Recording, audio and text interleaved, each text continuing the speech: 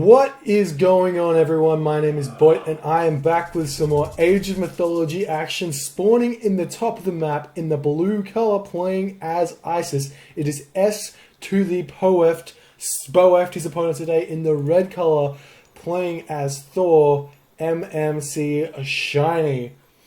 First game was played on Mediterranean, where it's been a little bit since I cast that game, and I believe that it was Shini who won. So let's go with that. Shini took that first game. So he's currently up in this best of, I'm not sure, it might be 9, might be 7 series. We will work that out later. Anyways, Shini up 1-0. This is a tournament game in the Age of Mythology vanilla sort of tournament. It's invitational only. And these two players, top-notch players, so good at what they do. And I don't know what else to say about them. The map is Anatolia, so we're going to be seeing some water action on the left-hand side of the map and the bottom right-hand side. Both players choosing to get their first dock up on the same side, which means that both players are going to be having to fight for that side more so than the other side. They're going to be dumping a bit more resource into the top side of the water, get that early fish economy, therefore needs to fight for it harder to keep it alive / win that area. The bottom side might be a little bit less preoccupied depending on what Shini does. Spoeft has the option as well as Shini to dock up on that side. But being Isis, you can chuck 3 docks up on both sides of the map and have relatively strong production from both of those docks, well, all 6 of them docks, almost. Kind of like 4 docks, so you get 2 from one, 2 from the other. That's sort of around what you can do. And also you can get a lot of fish on this side of the map as well as the top side, being an Isis player. Thor can also do this. It just so happens that it's very difficult and it's delays your advance time quite a bit depending on what you want to do. So we'll see exactly what Shini decides to do there. Being Thor on this map against Isis is incredibly difficult. The map definitely favors the Isis player just because you see this middle of the map is so easy to get a hold of with one single Migdol stronghold. You get that Migdol down, you get a couple of Axemen out, you get some Spearmen out as well. Then there's kind of nothing that the Thor player can do to stop you grabbing that center control mid game until the late game. So they're playing off like 2 gold mines to get to that late game. However, this nice gold mine here definitely gives Shini a little bit of an edge in the fact that he can secure that quite easily and continue to play from there. And also this town center in a nice spot as well for Shini. So it's not as bad as it might seem. The thing that I might be missing is, where is the other town center? I see 1, 2. I think this map actually did glitch and there's a missing town center. So that being said, Shini definitely has quite the advantage on this map. Take back everything I said. Having this town center closer to you and only having 1 extra town... Oh no, I'm an idiot. Don't mind me. I'm a goober. Yep. Alright. Whatever. We have found the missing town center, guys. Stop posting in the comment section that I'm a retard. We found it. I found it. Located it. And going on from there. So Spoeft can definitely secure this town center with ease and make a nice push onto this town center and this gold mine. If he cuts off this gold mine, he wins the game. So we'll see if he can do that before Shini hits any sort of power spike. Or the other way around, like Shini can obviously hit a power spike and gold control here quite easily if he grabs this town center and chucks his own hill fort here. It's unfortunate that if Shini does not win the top side of the water, it's going to be a nice trade route coming from here to here for Spoeft. However, thankfully, you can chuck up a trade route here for Shini to move to his own town center.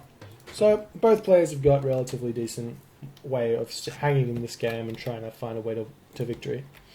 Let's jump over to Shini's perspective, see how he's going. Got 11 villagers onto food. Has not yet started. Well, he has started his temple, so he's looking to gear up for that second age. Probably going to go through Freya, though I wouldn't be surprised with 4 settings, seeing he is against Isis, needing those Hall of Thane's Herso to deal with an Ancestor Eclipse attack. it's possible that Spoeft might choose to do a fast heroic, especially with that nice gold mine in the middle of the map. Trying to secure that as well. If you can plant a Migdol stronghold up here, it could be devastating for Shiny. But we will see exactly what they choose to do. Jumping back over to Spoeft's perspective, he hasn't yet built his temple. He needs to start thinking about that soon, otherwise he will never be able to advance. That's kind of a given, or is he building up here? Well, what just happened then? I don't know. Whatever. Okay, so getting these houses going up. Another dock, as I said, coming up over here. We see a number of fishing ships over here, but looks like Shiny has taken the initiative here. Grabbing this middle fish means that he's got a pretty strong stranglehold over here and forcing Spoeft over to this side of the map. Now, what Spoeft can do here is chuck up another couple of docks over here just to force Shiny to produce a bunch of ships to kick him off this, and then just spam fishing ships all the way along here and just so many different docks. But it looks like Shiny's going to be chucking down a couple of docks over here preemptively. Let's jump back over to Shiny's perspective. He's going through Freya, so none of this Forseti shenanigans, which I said would be kind of okay, but it's certainly not expected, especially because that early monument generally doesn't happen. Chuck up this monument to stop that forest fire, but because it's 50 food, 50 gold, it's not really enough wiggle room to afford that until around about 6-minute mark, maybe 6:30.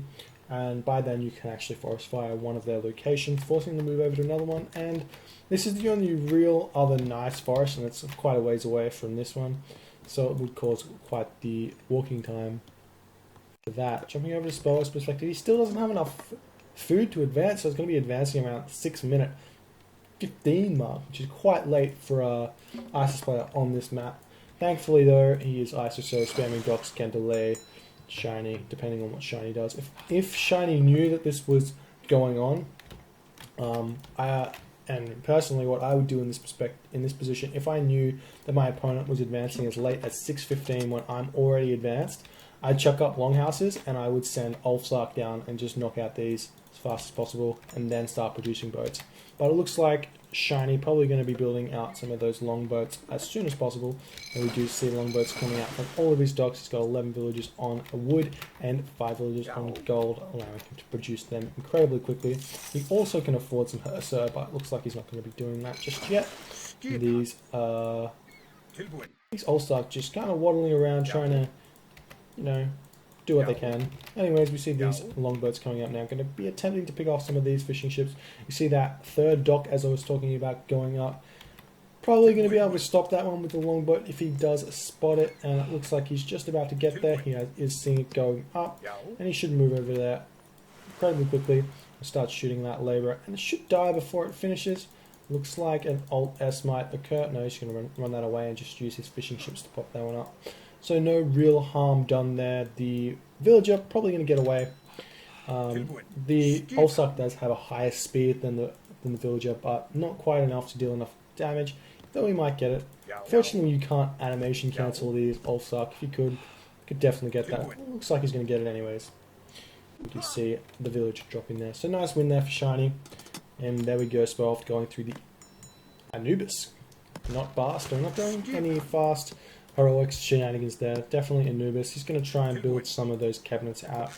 He's got 400 gold in the bank. Hasn't used prosperity yet. Might be waiting on that pickaxe or shaft mine. He doesn't have his hand axe yet either. He does have quite a few. He does have quite an amount of wood in the bank, so he's going to be fine with that. And he's going to start producing these cabinets now.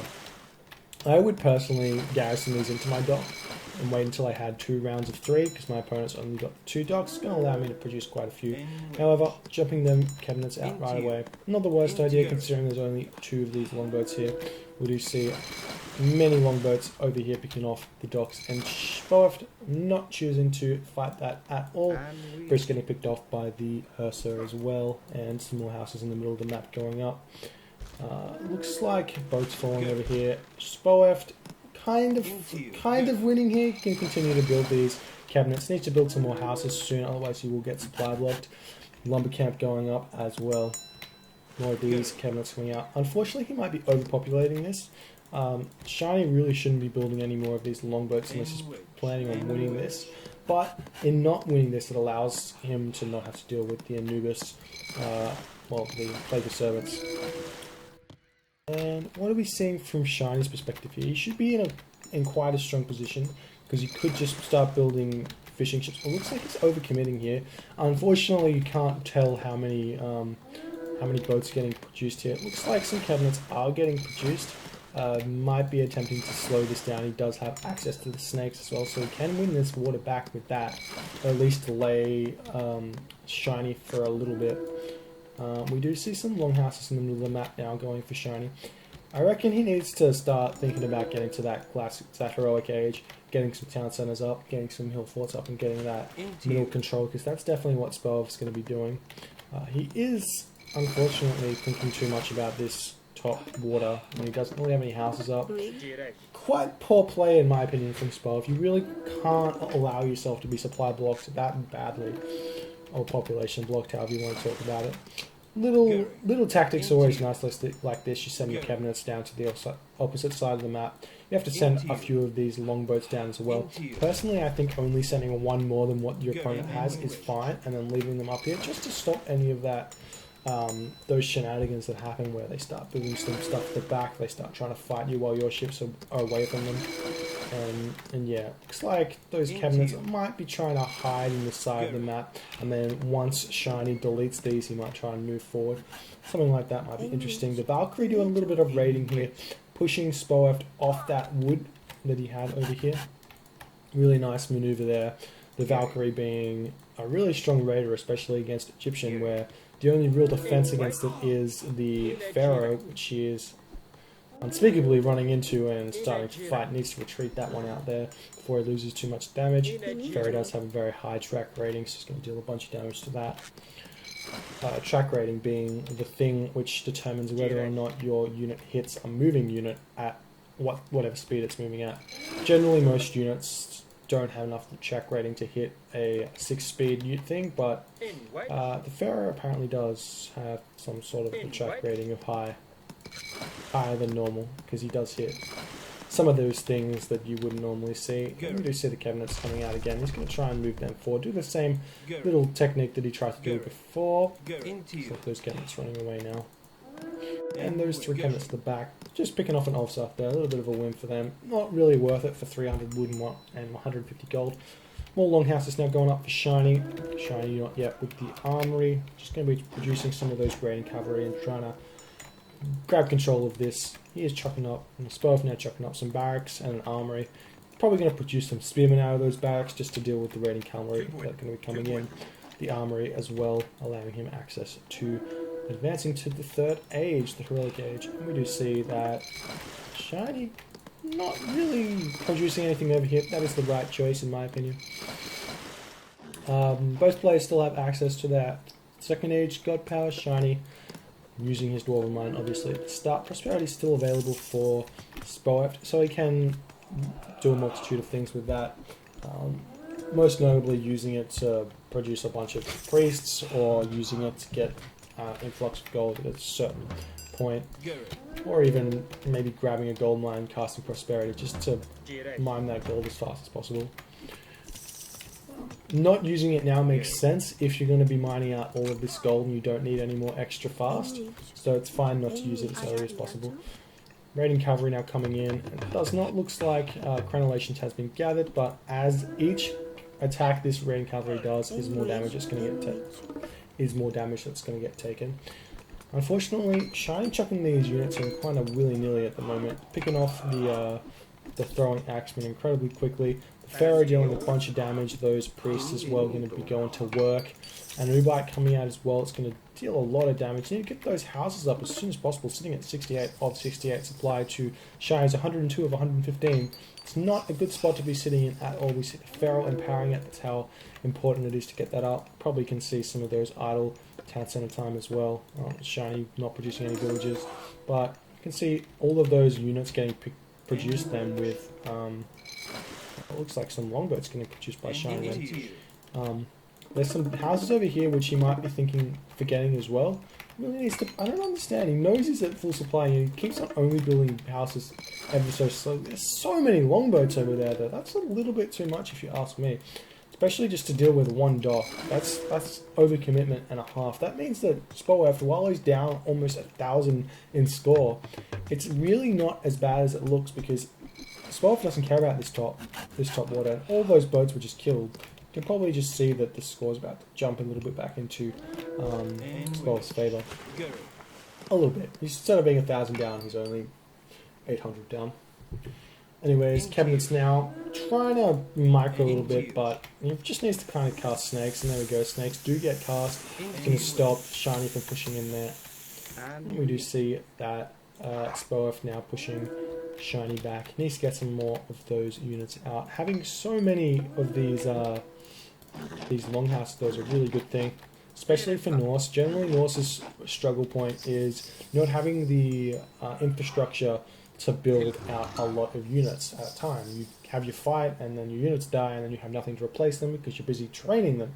But the more longhouses you have, the less issue that is, because your units die and they just get immediately replaced by a unit that's already been at 99% complete.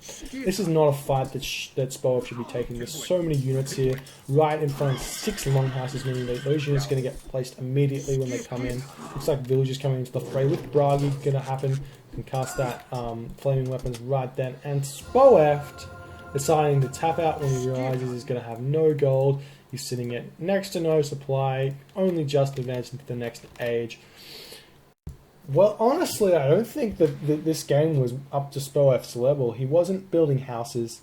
He wasn't really doing much. He lost top water. He pretty much lost bottom water. And this, in my opinion, this map is a free win for ISIS. So losing this, definitely a lot of misplay from Shiny, building 2 armories as well.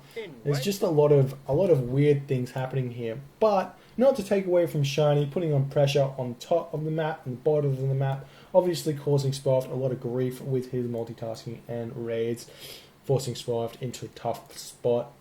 Obviously the rust showing on Spoeft, and Shiny coming through as that expert he is. Currently 2-0 for Shiny. Spoeft just looking in a little bit of a rough spot. Going to have to come back and take a couple of wins to even this one out. Anyways, my name is Boit. If you like this video, please rate, comment, and subscribe.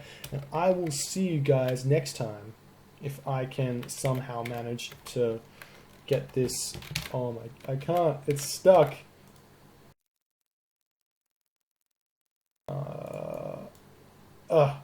We get it. Goodbye. Thanks for watching.